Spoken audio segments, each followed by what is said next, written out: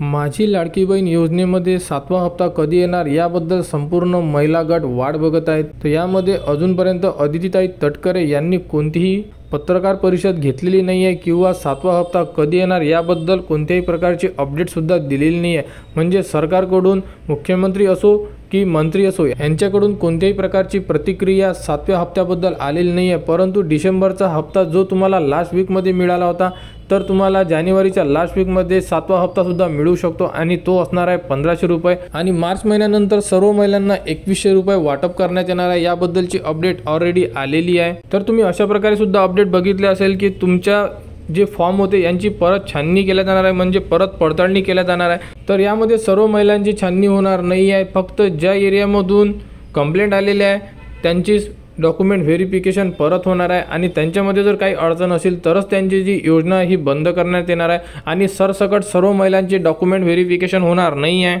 आणि आपण लास्ट व्हिडिओमध्ये बघितलं होतं की जे तुमचे 2100 रुपये ते कधीपासून सुरू होणार आहे, तर मार्च महिन्याच्या अर्थसंकल्पाची जे बैठक आहे ती बैठक झाल्यानंतर 2100 रुपये तुमच्या बँकेमध्ये जमा करण्यात येणार आहे अशाबद्दलची अपडेटसुद्धा आली होती।